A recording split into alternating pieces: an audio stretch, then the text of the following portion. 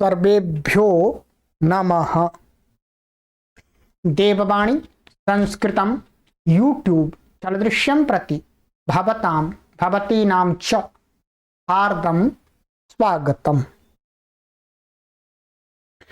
मित्रों, महाभाष्यम की आज हम लाइव कक्षा संख्या 8 को पढ़ने जा रहे हैं। ये महर्षि पतंजलि कृत व्याकरण महाभाष्यम ग्रंथ है। इसका हम अध्ययन कर रहे हैं। नवाह्निक में हमारा अभी पश्पसाह्निक चल रहा है। तो आइएगा 8वीं कक्षा को पढ़ना आरंभ करते हैं। और जो भी कोई पाठक महानुभाव इस पुस्तक को मंगाना चाहते हैं, ये लगभग कई भागों में है, 10-11 भागों में है, तो पूरा शास्त्र है। तो आप इस वीडियो के डिस्क्रिप्शन में दिए हुए वेबसाइट के लिंक से इस पुस्तक को ऑनलाइन घर पर बैठे बैठे मंगा सकते हैं। चलिए मित्रों, गत कक्षा में मैंने आपको जो पढ़ाया था उससे आगे हम पढ़ना आरंभ करते हैं। गत कक्षा में मैंने आपको यह पढ़ाया था, इसका जो असंदेह वाला पढ़ाया था मैंने आपको। असंदेह वाला जो प्रयोजन था वो आपको मैंने कंप्लीट करा दिया था। असंदेहार्थम चाध्येयम व्याकरणम याज्ञकाः पठन्ति स्थूल पृषत्तिमाग्नि वारुणी मनड्वाही मालभेतेति। तो ये अर्थात जो याज्ञिक लोग हैं, जो विद्वान लोग हैं, यज्ञ कराने वाले विद्वान लोग ही होने चाहिए, होते ही। तो उन लोगों को संशय प्राप्त ना हो, संदेह प्राप्त ना हो वैदिक वाक्यों में। ये विस्तार से आपको समझा दिया है, इस पर अधिक चर्चा करने की कोई आवश्यकता अब नहीं है। इसके बाद ये मैंने आपको बताया था कि अब महर्षि पतंजलि जी महाराज कहते हैं कि ये 5 प्रयोजन तो आपको बता दिए उन्होंने। 5 प्रयोजन बता दिए, रक्षा, ऊह, आगम और लघु और असंदेह। ये 5 प्रयोजन आपको बता दिए। और इसके अलावा और भी प्रयोजन हैं, उनको आज बताते हैं। ये मैंने आपको बता दिया था, पढ़ा के बता दिया था। इमानी च भूयः शब्दानुशासनस्य प्रयोजनानि। माने उन 5 प्रयोजनों से, इमानी ये, भूयः माने और अधिक, शब्दानुशासन माने शब्द शास्त्र माने व्याकरण शास्त्र के पढ़ने के लिए और भी प्रयोजन हैं कुछ, जो यहाँ पर ये 13 प्रयोजन हैं। ये मैंने पिछली कक्षा में आपको बता दिया था, ये 13 प्रयोजन हैं। प्रत्येक प्रयोजन जो बताएंगे आगे, उसका एक एक ये शब्द ले लिए, एक एक थोड़ा सा 2-2 शब्द ले लिए हैं या सारे के लिए, ठीक है। तो ये 13 प्रयोजन है। ते सुराः दुष्टः शब्दः यदधीतं यस्तु प्रयुङ्क्ते अविद्वांसः विभक्तिं कुर्वन्ति यो वा इमां चत्वारि उतत्वः सक्तुमिव सारस्वतीं दशम्यां पुत्रस्य सुदेवो असि वरुणेति। ये 13 प्रयोजन है। एक एक को धीरे धीरे क्लियर करेंगे, काफी लंबा प्रकरण है, ठीक है, चर्चा करेंगे। सबसे पहला लेते हैं कि एक प्रयोजन ये भी है कि हमें ऐसा परंपरा में ज्ञात होता है, कहीं देखने को इतिहास माने परंपरागत इतिहास में ऐसा देखने को कहीं आता है, शास्त्रों में ऐसे उदाहरण दिए गए। ये महर्षि पतंजलि जी कह रहे हैं कि ते सुराः, ये एक शब्द है, ये ब्राह्मण ग्रंथों में से उठाया हुआ है, अभी बताएंगे। इसको कहते हैं कि यहां पर व्याकरण ठीक से न जानने के कारण से क्या है, बहुत बड़ी गलती करके लोग पराजित हो गए। ये कहते हैं, देखिएगा कि ते सुराह माने वे असुर लोग। इसका अर्थ क्या है? ते असुराह माने वे असुर लोग। क्या हुआ अब आगे बता रहे हैं, ठीक है।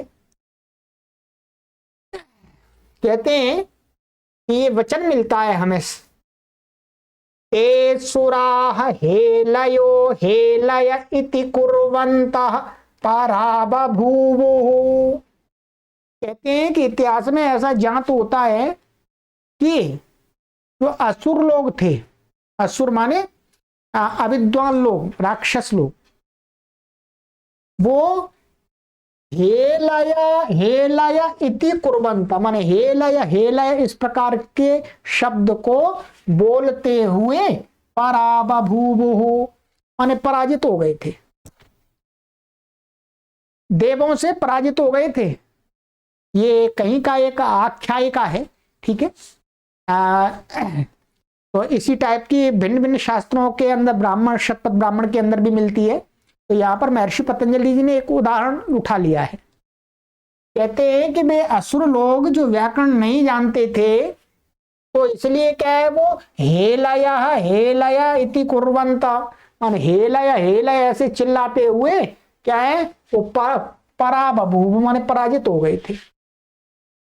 पराजित अर्थात कहते हैं कि ये वास्तव में यहां शब्द उनको बोलना, वास्तविक जो शब्द है वो क्या है, हे आराया, ऐसा यहां संधि होकर के हे आराया,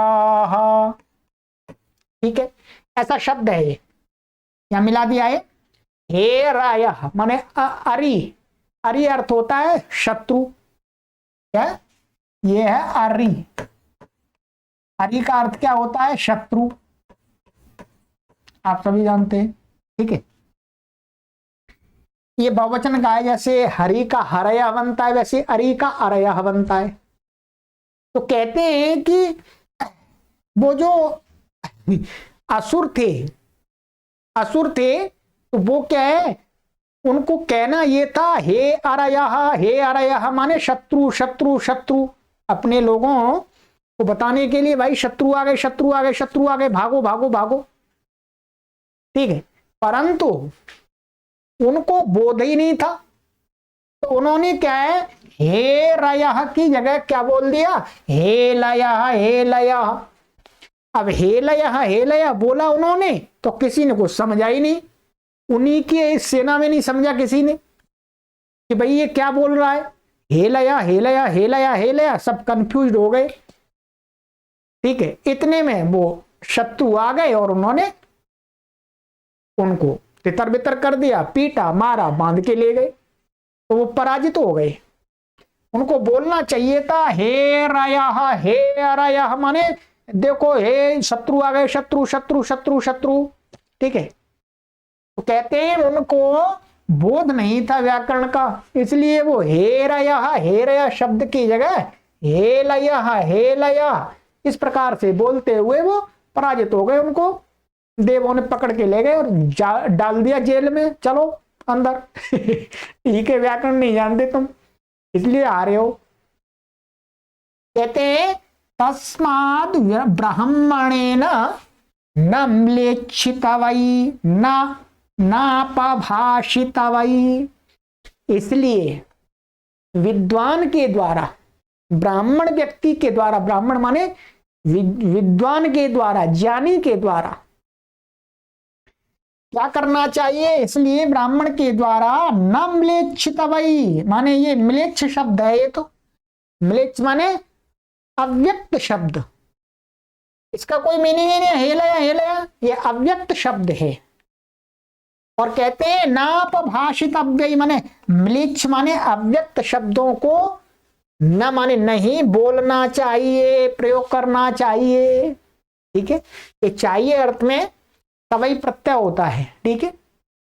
और ऐसे कहते न अपभाषितवै, और ना ही क्या अपशब्दों का उच्चारण करना चाहिए, क्योंकि ये अव्यक्त शब्द है, इसलिए अपशब्द है। अप माने भ्रंश शब्द है, भ्रष्ट है, ये सही मीनिंग ही नहीं दे पा रहा। तो कहते हैं इसलिए ब्राह्मण को अव्यक्त शब्दों का उच्चारण नहीं करना चाहिए, अर्थात जो अपशब्द होते हैं उनका उच्चारण नहीं करना चाहिए। यहां पर म्लेच्छ तबई का अर्थ है अव्यक्त शब्दों का उच्चारण नहीं करना चाहिए न, और न अपभाष्य तबई का अर्थ है कि अपभ्रंश शब्दों का उपयोग नहीं करना चाहिए, बोलना नहीं चाहिए ब्राह्मण को। कहते हैं म्लेच्छो हा वा एषा यदपशब्द, कहते हैं जो ये शब्द है म्लेच्छ, म्लेच्छ शब्द माने अव्यक्त शब्द, या म्लेच्छ का अर्थ है म्लेच्छ माने अव्यक्त शब्द, हा वा माने निश्चित रूप से ही, क्या है ऐसा ये माने यही शब्द तो जो अव्यक्त शब्द होता है, यद जो अपशब्द है उसी को तो अपशब्द बोलते हैं। जो अव्यक्त शब्द होता है माने जो जैसा शब्द है वैसा नहीं बोल करके अव्यक्त ध्वनि को हेलया हेलया इस प्रकार से बोल रहे हैं, वही तो अपशब्द होता है। ये बताना चाह रहे हैं कि अव्यक्त और अपशब्द दोनों एक तरह से पर्यायवाची हैं, ठीक है। तो म्लेच्छा का अर्थ है यह अव्यक्त शब्द, ठीक है। इसलिए कहते हैं म्लेच्छा मा भूमेत्यध्येयं व्याकरणम, कहते हैं कि हम म्लेच्छ ना बने, माने हम म्लेच्छ माने अपशब्दों को बोलने वाले ना बने, नहीं तो हार जाएंगे। इसलिए इति माने ये प्रयोजन है अध्येयम व्याकरणम, इसलिए व्याकरण का अध्ययन करना चाहिए जिससे सही शब्दों का प्रयोग हम करके अपने व्यवहार को ठीक प्रकार से चला सकें। बहुत सरल भाषा में लिखा है। हे सुराहा, ये क्या है, ये कोटेशन ले लिया इतना, ये किसी ब्राह्मण ग्रंथ का ये कहीं आख्या क्या दी है, वहां पर बताया जाता है, इस प्रकार से समझाया जाता है इस कहानी के माध्यम से। इसका अर्थ क्या हुआ, इसका वास्तविक जो तात्पर्य महर्षि पतंजलि जी बताना चाह रहे हैं कि भाई देखो, यदि आप व्याकरण नहीं जानते हैं तो आप गलत भी बोल सकते हैं, सही भी बोल सकते हैं, ऐसे शब्दों को भी बोल सकते हैं जिनका आपको ठीक प्रकार से ज्ञान नहीं है कि वो शब्द को बोलेंगे तो उसका बोध ही नहीं होगा ठीक से, कुछ की जगह कुछ होगा उसका अर्थ। इसलिए म्लेच्छ, म्लेच्छ का अर्थ ऐसा नहीं है कि कोई म्लेच्छ कोई बाहर देश के म्लेच्छ है, ऐसा नहीं है। इसी देश में म्लेच्छ माने जो पढ़ते नहीं है लिखते नहीं है, अनपढ़ लोग, वही म्लेच्छ है। ऐसा नहीं है म्लेच्छ कोई दूसरे आसमान से उतर के आए, ऐसा नहीं है। तो कहते हैं म्लेच्छ माने यहां पर क्या है, निंदा पर कहे।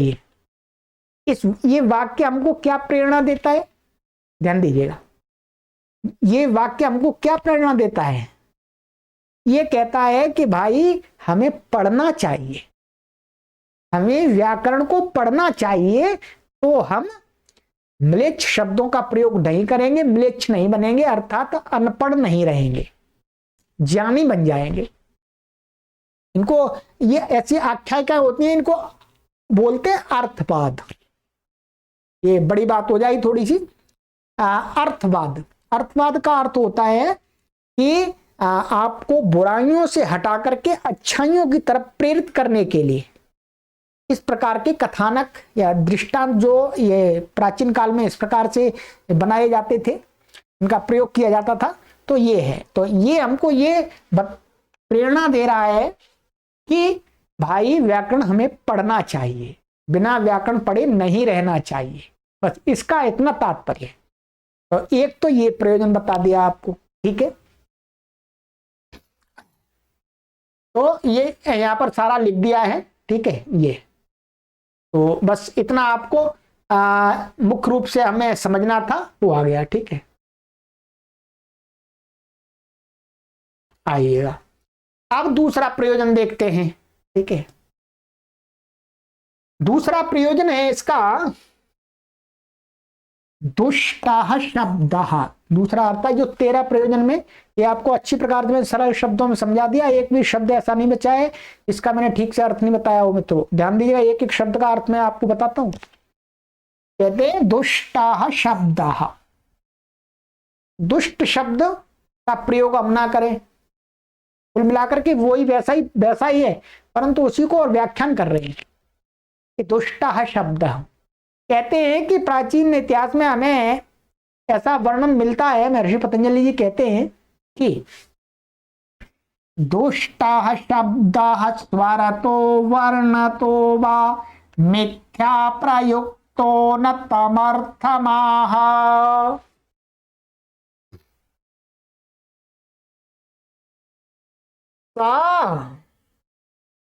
वाग्वज्रो यजमानं हिनस्ति यथेन्द्र शत्रु स्वरतोपराधादिति। दुष्टान् शब्दान् मा प्रयुङ्क्ष्महि त्यध्येयं व्याकरणम्। ये तो मैंने संस्कृत पढ़ के सुना दिया आपको, अब इसको समझ लीजिएगा। कहते हैं कि हम दुष्ट शब्द का प्रयोग ना करें। क्यों नहीं करें? कहते हैं कि दुष्टः शब्दः, दुष्ट माने कुछ शब्द के स्थान में कुछ दूसरा बोलना, उनका वर्ण का लोप कर देना। ठीक है, जिस प्रकार से उदात्त अनुदात्त आदि जो स्वर हैं उसके अकॉर्डिंग बोलना चाहिए तो उल्टा स्वर लगा देना कुछ। माने दुष्ट माने खराब शब्द, जैसा होना चाहिए उसके अलग। दुष्टः शब्दः स्वरतः, स्वरतः का अर्थ होता है कि उदात्त अनुदात्त स्वरित आदि स्वरों से, माने जो उदात्त है उसके स्थान में अनुदात्त बोल देना और अनुदात्त के स्थान में स्वरित बोल देना, स्वरित के स्थान में अनुदात्त बोल देना। इस प्रकार से माने सही स्वर लगा करके न बोला गया शब्द कहते हैं। या तो वो शब्द दुष्ट किससे हो सकता है? गलत स्वर लगा देने से, गलत स्वर के साथ बोलने से। और कहते हैं कि वर्णतो वा, अथवा किसी वर्ण को आगे पीछे कर देने से या किसी वर्ण को हटा देने से शब्द में से, उससे भी दुष्ट शब्द बन जाता है। इस प्रकार से बोला हुआ जो दुष्ट शब्द है वो मिथ्या प्रयुक्त। मिथ्या माने वो गलत अर्थ को प्रयोग किए बने। मिथ्या माने वो क्या है? वो न तम अर्थम आह। कहते हैं कि वो जिस शब्द अर्थ के लिए हम जिस के लिए उसका प्रयोग करते हैं उसको बता ही नहीं सकता। भाई हम जल को जन बोलने हैं, जल को जन बोलने लगे तो क्या है, लोग क्या समझेंगे? जल समझे, पानी समझेंगे ही नहीं, वो तो आदमी समझेंगे। वो कहते हैं कि स्वरतो वर्णतो वा मिथ्या प्रयुक्ता, माने गलत प्रयोग हुआ शब्द, न तम अर्थम आह, माने उस शब्द का जो वास्तव में अर्थ होता है उस अर्थ को वो बता नहीं सकता है, वो बोध कराने वाला नहीं होता है। इसका एक उदाहरण देते हैं, वैदिक उदाहरण दे रहे हैं मुख्य रूप से। कहते हैं कि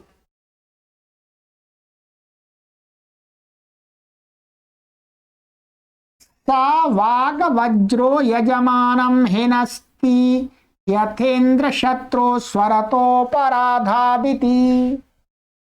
कहते हैं कि वह दुष्ट शब्द, सा माने वह दुष्ट शब्द, वाग वज्र, वाणी रूपी वज्र बन करके बन जाता है। वो वाणी क्या बन जाता है? वाणी रूपी वज्र बन जाता है, वो वाणी को मारने वाला। कहते हैं यजमानम, माने यजमान को, यहाँ यजमान का ये वैदिक उदाहरण लिया है कि यजमान को हिनस्ति, माने यजमान को, हिनस्ति माने यजमान को मार देता है। तो यजमान को मार देता है तो ऐसा नहीं कि यजमान ने कोई गलत शब्द बोल दिया तो यजमान को मार दिया, ऐसा नहीं है। यजमानम हिनस्ति का अर्थ है यजमान के द्वारा जो यज्ञ किया जा रहा है उसका जो फल मिलना चाहिए उस फल को नष्ट कर देता है। जो ठीक प्रकार से यजमान याज्ञिक क्रियाओं को संपन्न नहीं कर पाता है, जब गलत शब्दों का प्रयोग करेगा तो क्या है, उसको जो फल मिलना चाहिए यज्ञ के माध्यम से, जिस भी यज्ञ को करता है वो फल नष्ट हो जाता है। यजमान नष्ट नहीं होता कि यजमान ने कोई शब्द बोल दिया गलत तो वो एकदम जल गया, भस्म हो गया। ऐसे लोगों ने कल्पनाएं अपनी तरफ से बना बना करके दिखा दिया है टीवी में आदि में, तो लोग ऐसा ही समझने लगे। तो ऐसा नहीं, यजमानम हिनस्ती का अर्थ है यजमान के द्वारा जो क्रिया की जा रही है उसका जो फल मिलने वाला है तो वो फल नष्ट हो जाता है, ठीक नहीं मिलता है, जैसा मिलना चाहिए वैसा नहीं मिलता है। तो कहते हैं कि एक उदाहरण मिलता है कि यथेंद्र शत्रु स्वरतो अपराधादिति, ये ऐसा है। यहाँ ये कथा, ये आख्यायिका है एक, मैं आपको यहाँ इसको पढ़ के बताता हूं, हिंदी में आपको पूरी अच्छी समझ में आएगी। एक उदाहरण देते हैं कि हुआ क्या प्राचीन काल में, ये अर्थवाद है, देखिएगा यहां पर आपको अपना वो समझना है। इसका पहले मैं आपको हिंदी पढ़ के बताता हूं, आइएगा देखिएगा, देखिएगा ये है वैद यथेंद्र शत्रु स्वरतोपराधात।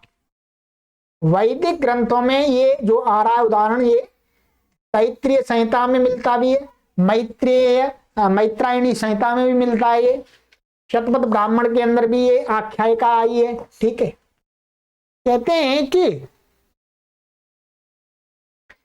त्वष्टा नामक असुर ने देवों से पराजित होकर वृत्र नामक असुर को उत्पन्न किया। क्या त्वष्टा नामक एक असुर था, वो क्या असुर ने देवों से पराजित हो गया, वो देवों से लड़ने गया देवों से लड़ने गया तो वो हार गया, तो उसको गुस्सा आ गया कि भाई अब इन्होंने पराजित कर दिया, अब मैं इनको ही पराजित करूंगा। तो क्या है, उससे त्वष्टा नामक असुर ने पराजित होकर वृत्र नामक असुर को उत्पन्न किया अपने तप से। इंद्रादि देवों से युद्ध से पूर्व वृत्र ने स्वबल वृद्ध्यर्थ यज्ञ किया। कहते हैं कि जो इंद्रादि देव हैं, तो जो वृत्र नाम का जो असुर था उसने भाई अपने जो त्वष्टा नामक पिता है उसका बदला लेने के लिए, मेरे पिताजी को इन्होंने हराया तो मैं अब इनको हराऊंगा। तो उस वृत्र ने क्या किया, इंद्रादि देवों से युद्ध करने से पूर्व क्या है, वृत्र ने अपने बल और वृद्धि के वर्धन के लिए, बढ़ाने के लिए यज्ञ किया था। कहते हैं उसमें एक शब्द उसने बोला, एक शब्द के माध्यम से उसने आहुति दी। क्या दिया, इंद्र शत्रुर्वर्धस्व। ध्यान दीजिएगा, यहां व्याकरण की चीज भी आपको समझनी है और इसमें एक ज्ञान है, वो मैं आपको बताऊंगा कैसे समझना है। कहते हैं उसमें जब आहुति दी तो आहुति किस मंत्र से दी, इंद्र शत्रुर्वर्धस्व। ये बोल बोल के आहुति दी, तो कोई मंत्र का पाठ नहीं है, वास्तव में यहाँ दिया हुआ तैत्रीय संहिता में, मैत्रायणी संहिता में, शतपथ ब्राह्मण में, और ऐसा ऋग्वेद आदि का नहीं है। तो कहते हैं इंद्र शत्रुर्वर्धस्व। इस वाक्य को बोल बोल करके मंत्र से आहुति देते समय उसने क्या किया, अंत उदात्त इंद्र शत्रु। माने ये क्या है, इसमें जब आहुति दी उसने तो आहुति देने में उसने स्वर लगाया, उदात्त अनुदात्त आदि स्वर लगा करके उसने आहुति दी, और बाकायदा सस्वर सहित। ठीक है, तो कहते हैं कि जब आहुति दी तो उसने कर क्या दिया, आहुति देते समय उसने उसको अंतुदात्त कर दिया। अंतुदात्त का अर्थ हुआ इसने इंद्र शत्रु इसको उदात्त करके बोला, उसने क्या, इसको उदात्त करके बोला। अंतुदात्त माने इंद्र से शत्रु, शत्रु का अर्थ होता है शातयिता। ठीक है, माने उसको वास्तव में बोला अर्थात बोलना चाहिए था, बोला मतलब बोलना चाहिए था, उसको क्या बोलना चाहिए था, अंतुदात्त बोलना चाहिए। कहते हैं इंद्र से शत्रु शातयिता, माने शत्रु का अर्थ होता है मारने वाला, इंद्र का नाश करने वाला वृत्र, माने वो इंद्र को मारने वाला कौन है, वृत्र है, वो तो मारेगा। तो कहते हैं वृत्र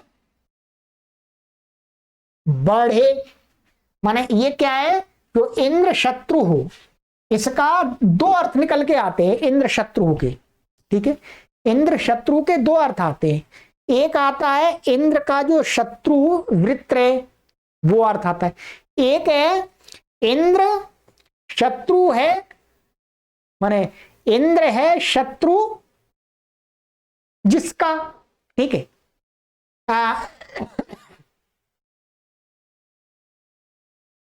हाँ देखिएगा अभी, तो ये नाश करने वाला वृत्त का प्रयोग करते समय भूल से अथवा देवों का अथवा होता की, माने उस यज्ञ में होता आदि की देवों के साथ मिली भगत होने से पूर्व पद, क्या पूर्व पद प्रकृति स्वर युक्त, क्या पूर्व पद प्रकृति स्वर युक्त, मानो उसने क्या कर दिया, जो ये इंद्रोस्य शत्रु शातयिता, इंद्र जिस वृत्र का शातयिता है, नाश करने वाला है, वह बढ़े।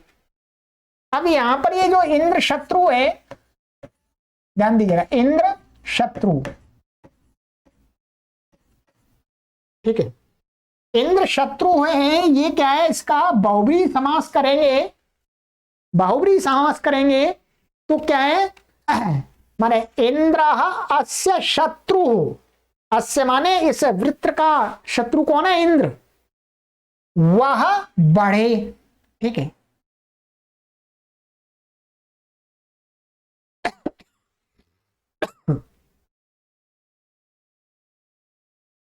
इंद्रो अस्य शत्रु शातयिता, माने इंद्र जिस वृत्र का शातयिता नाश करने वाला वह बढ़े। तो क्या है, पूर्व पद में जब इसको हम समास करेंगे तो इसमें क्या है, पूर्व पद का स्वर लगाना पड़ता है हमको। ठीक है, एक मिनट अभी बताता हूं आपको, ये देखिएगा,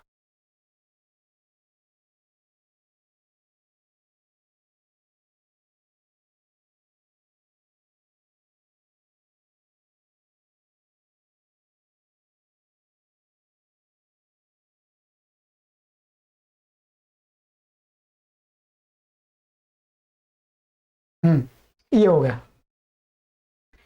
कहते हैं नाश करने वार हारा वह बढ़े, प्रयुक्त किया गया पूर्व पद प्रकृति स्वरानुसार बहुब्रीहि समास में इंद्र वृत्त का शत्रु है, शातयिता नाश करने हारा है, यह अर्थ ध्वनित तो होता है। ठीक है, अब उसने क्या था, उसको बोलना तो ये चाहिए था अंतोदात्त। इसका जो सार है वो समझना है आपको। क्या है, इसका समास दो प्रकार से मैंने बताया आपको, इन्होंने बता दिया है। एक तो इंद्रस्य शत्रु, इंद्र शत्रु माने इंद्र का शत्रु कौन है, इंद्र का शत्रु है वृत्र। ठीक है, इंद्र का शत्रु है वृत्र। और दूसरा है इंद्र अस्य शत्रु, माने अस्य माने वृत्र का शत्रु कौन है, इंद्र, बहुब्री समास में, माने इंद्र अस्य शत्रु इंद्र शत्रु। तो यहां पर जब बहुब्री समास करते हैं हम, तो बहुब्री समास में क्या हो जाता है, अर्थ आता है इंद्र, और जब षष्ठी तत्पुरुष समास करते हैं तो अर्थ आता है वृत्र। ये दो अर्थ आते हैं। ठीक है, अब जब हम तत्पुरुष समास करते हैं षष्ठी, तो उसमें क्या है, समासस्य से क्या हो जाता है, अंतोदात्त हो जाता है, माने समास का अंतोदात्त हो जाए। परंतु बहुब्री जब समास करते हैं तो बहुब्री समास में क्या होता है, अंतोदात्त नहीं होता है, पूर्व पद का स्वर होता है। माने यहां पर ये जो इंद्र शत्रु है, ये यहां पर ये बहुब्री समास वाला ये, तो क्या है, यहां पर तो पूर्व पद का स्वर होगा, इसमें इंद्र शत्रु में पूर्व पद का अंतुदात्त हो जाएगा, इंद्र का द का आ उदात्त हो जाएगा, और षष्ठी तत्पुरुष करेंगे तो अंतुदात्त हो जाएगा। तो उसको बोलना तो ये चाहिए था, स्वर लगा करके अंतोदात्त बोलना चाहिए था, परंतु गलती से उसने क्या कर दिया, उसने इसको उदात्त कर दिया, बार बार आहुति देने में मंत्र को ये वाला उदात्त कर दिया, पूर्व पद का प्रकृति स्वर कर दिया। अब पूर्व पद का प्रकृति स्वर कर दिया तो उसका अर्थ हो जाएगा इंद्र, माने इंद्र शत्रु, माने इंद्र है मारने वाला, क्या इंद्र है मारने वाला, अस्य माने वृत्रस्य, तो ये इंद्र शत्रु हो जाएगा। ठीक है, अब उसको बोलना करना तो ये उदात्त चाहिए था ये वाला, परंतु उसने ये उदात्त करके बोल दिया, तो इसका अर्थ क्या अर्थ हो गया, इंद्र को ही कहना है कि इंद्र बड़े इंद्र बड़े इंद्र बड़े, तो इंद्र ही बढ़ गया। जबकि उसको अंत उदात्त बोलता तो उसका अर्थ होता कि इंद्र का जो शत्रु वृत्र है वो बढ़े, परंतु उल्टा हो गया। उसने ऐसा यज्ञ किया, गलती से उसको ठीक से स्वर बोध ना होने के कारण से उसने अंत उदात्त बोलने की जगह पूर्व पद का अंत उदात्त बोल दिया, माने इंद्र का ये उदात्त बोल दिया इसको छोड़ करके। तो क्या बढ़ गया इंद्र, इंद्र के पास शक्तियां आ गई तपस्या की। तो कहते हैं कि ऐसे तो यह ध्वनित होता है, इस कारण इंद्र ने वज्र के प्रहार से वृत्र को नष्ट कर दिया, क्योंकि वो वज्र तो उसके पास में आ गया, इंद्र के पास में आ गया, तप से तपस्या उसने की, फल उसको मिल गया इंद्र को। इस कारण से कि उसको ठीक से बोध ही नहीं था, स्वर का व्याकरण जानता नहीं था। ठीक है, तो कहते हैं कि जैसे इंद्र शत्रु स्वरतो अपराधात इति, माने जो वृत्र था इंद्र शत्रु ये शब्द का प्रयोग करके क्या है, स्वरतः माने स्वर, माने उसको जैसा स्वर बोलना चाहिए था उसके विपरीत उसने स्वर बोला, माने अंत उदात्त बोलना चाहिए था, उसने पूर्व पद का अंत उदात्त बोल दिया, इसलिए क्या है, अपराधात स्वर के अपराध से वो मारा गया। ठीक है, ये क्या है, आख्यायिका। ये सही मत मान लेना कि ऐसा इंद्र हुआ, कोई वृत्र हुआ और उसने ऐसा युद्ध हुआ, ऐसा कुछ भी नहीं है, अभी बता रहे हैं आपको। कहते हैं इसलिए दुष्टान शब्दान मा प्रयुंक्ष्महि इत्यध्येयम व्याकरणम, माने हम दुष्ट शब्दों का माने गलत शब्दों का स्वर से क्या है, प्रयोग ना करें, इसलिए भी हमको व्याकरण पढ़ना चाहिए। इसी को कहा दुष्टा शब्द, तो व्याकरण का ये और आपका इन 13 प्रयोजनों में दूसरा और सारे प्रयोजन मिलाएंगे तो 7वां प्रयोजन ये है कि हम स्वर से अथवा वर्ण से हम प्रयोग ना करें। इन्होंने केवल स्वर का उदाहरण दिया है। ठीक है, यहां जो बताया था ये स्वर का दिया इन्होंने। ठीक है, वर्ण का उदाहरण यहां पर दिया इन्होंने। ठीक है, यहाँ हिंदी व्याख्यान में मैं दिखा देता हूं वर्ण का, कि वर्ण से भी दुष्ट होने पर क्या हो जाता है, देखिएगा। स्वर का तो वहां दे दिया उन्होंने, वर्ण के मिथ्या प्रयोग से अर्थभेद। वर्ण से यहां स्वर माने अच और व्यंजन हल दोनों का ग्रहण इष्ट है। ठीक है, माने जो वर्ण से, वर्ण माने क्या, तो ऊपर एक स्वर हो गया, स्वर तो उदात्त अनुदात्त आदि हो गए, एक स्वर होते हैं अच, तो कहते हैं वर्ण से माने स्वर भी आ जाएंगे, वर्ण माने अक्षर, चाहे स्वर हो चाहे स्वर माने उदात्त आदि नहीं, स्वर माने जो अच अ आ इ ई और व्यंजन, इनके माने इन दोनों का ग्रहण। हम केवल यहाँ व्यंजन का मिथ्या प्रयोग का एक उदाहरण देते हैं, ये पंडित युधिष्ठिर मीमांसक जी महाराज जी बता रहे हैं। देखिए, जैसे अश्वमानय, एक उदाहरण दिया इन्होंने, क्या दिया, अश्वमानय, इसका अर्थ होता अश्वम आनय माने घोड़े को लाओ, इसका ये अर्थ है। यदि कोई व्यक्ति ठीक से शब्दों को नहीं जानता है, कहाँ कौन से वर्ण को बोलना चाहिए, यदि इसके स्थान में वो ये तालव्य शकार के स्थान में दंत बोल देता है, अश्वमानय, क्या है, अश्वमानय, ऐसा मन तालव्य के स्थान में दंत बोल देता है, तो उसका अर्थ क्या होगा, फिर ये अर्थ नहीं रहेगा, उसका अर्थ रहेगा अस्वम अस्वम आनय। प्रयोग करने पर स्वधन रहित पुरुष का आनयन प्राप्त होगा। इसका अर्थ है घोड़े को लाओ, और इसका अर्थ होगा कि जो व्यक्ति निर्धन है, माने उसके पास धन ही नहीं है, ऐसे व्यक्ति को लाया जाएगा। एक श के गलत अलग उच्चारण कर देने से, श के स्थान में स के उच्चारण कर देने से क्या है, जो अर्थ इससे ध्वनित होता है वो इससे नहीं होता है, इससे दूसरा ही अर्थ आ गया। स्व का अर्थ होता है अपना धन, और जिसका अपना धन नहीं है, अपने पास कुछ है ही नहीं, निर्धन है, गरीब है, भिखारी है, उसको बोलेंगे अश्व। और अश्व माने गरीब को लाओ। तो ये व्यंजन का इस प्रकार से आप और भी बहुत सारे उदाहरण मिलते हैं। ठीक है, देखिएगा। तो ये व्यंजन, तो इसलिए हमको भी व्याकरण पढ़ना चाहिए, क्योंकि हम गलत शब्दों का प्रयोग ना करें। अब थोड़ी सी बात यहां पर देख लेते हैं, बहुत अच्छी बात, कि जो इंद्र शत्रु का जो एक कथानक गढ़ा गया है, इसका वास्तविक अर्थ क्या है? क्या कोई इंद्र नाम का देवता हुआ? क्या वृत्र नाम का कोई देवता हुआ, असुर हुआ, इनका युद्ध हुआ और वो इंद्र ने उसको तलवार से मार दिया, वज्र से मार दिया? क्या ऐसा है?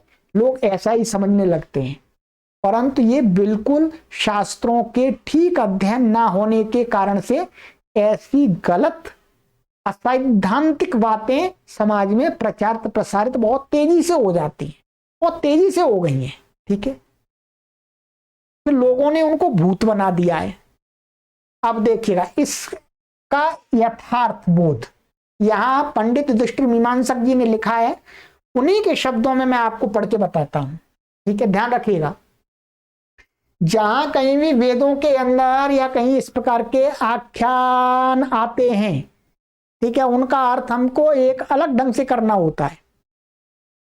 ये देखिएगा, इस आख्यायिका में कहा गया, क्या कहा गया? इंद्र शत्रु वृत्र मेघ है। ठीक है, क्या है? इंद्र शत्रु वृत्र क्या है? मेघ है। माने इंद्र तो शत्रु है और वृत्र क्या है? मेघ है। वृत्र नाम क्या? वृत्र से यहां मेघ को कहा गया है। और इंद्र शत्रु जो कहा है, इंद्र क्या है? विद्युत है। तो इंद्र शत्रु है, वो क्या है? जो आकाश में तड़पने वाली बिजली होती है उसको विद्युत है, वो है इंद्र। कहते हैं वृत्र रूप मेघ त्वष्टा आदित्य का पुत्र है।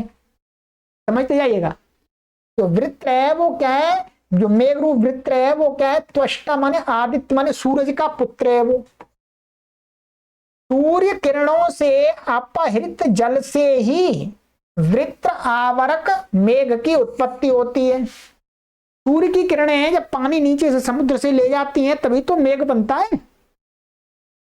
तो क्या है? सूर्य उनका, उस मेघ का क्या हुआ? जनक हुआ, तो इसलिए उसको पिता कहा गया यहां पे। वर्षा ऋतु में मेघ चाहे कितना ही बढ़े, वर्षा ऋतु में चाहे मेघ कितना भी बढ़ जाए जी, कितना भी बढ़ जाए, खूब बादल छा जाए, काली काली घटाएं छा जाएं, और विद्युत के द्वारा जब बिजली तड़कती है उसके पर्वों का विकर्तन माने पर माने उसको काट देता है, छिन्न भिन्न कर देता है मेघ को। आप देखा होगा, आपने बादलों को छिन्न भिन्न कौन करती है? बिजली करती है, तर आवाज आती है। विकर्तन माने काट कर पृथ्वी पर गिरा दिया जाता है मेघ को, जो पानी रूपी मेघ है वो नीचे गिर जाता है फिर दोबारा। इंद्र वज्री माने वज्र वाला है। इंद्र क्या है? इंद्र कैसा है? वज्र वाला, वज्री। वज्र क्या है? बिजली है। क्या है? इंद्र वज्र है, बिजली। कहते हैं वज्र त्रिधार माना गया है। अब देखिएगा,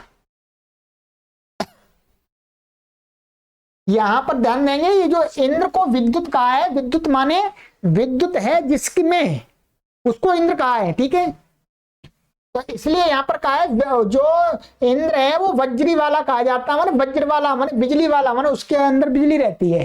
ठीक है। वज्र त्रिधार माना गया है, विद्युत भी त्रिवृतधार है, ठीक है। शतपथ में इसमें के अनुसार इसके 3 रूप व कर्म हैं। यह शीघ्र व्याप्त होने से अशनि, शब्द करने से रादुनी और दाह कर्म करने के कारण उल्कुशी कहती है। ध्यान दीजिएगा, जो विद्युत है उसको ही 3 शब्दों से पुकारा गया है शतपथ ब्राह्मण में, अशनि, रादुनी और उल्कुशी। और वो उसका रीजन बताया उन्होंने, इस कारण से इसको अशनि बोलते हैं, इस कारण से इसको रादुनी बोलते हैं, इस कारण से उल्कुशी बोलते हैं।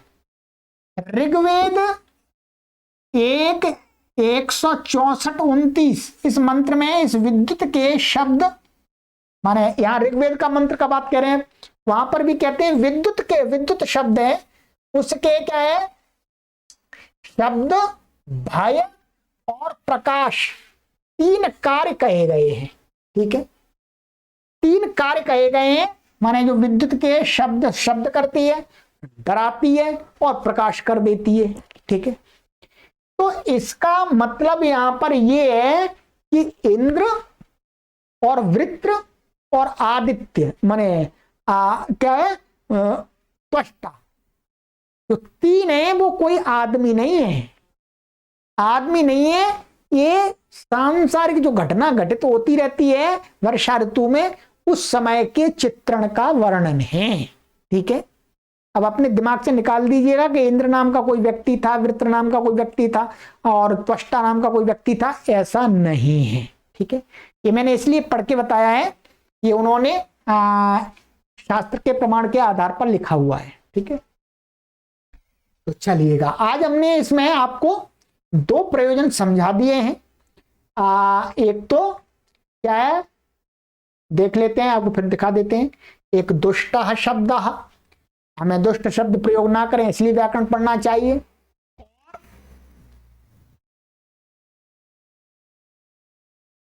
ते सुरा माने वो असुर लोग हेलया करके हार गए। अब इसके आगे का जो तीसरा प्रयोजन है आपका, तीसरा 13 में तीसरा है, वो आगे की कक्षा में पढ़ेंगे, ठीक है।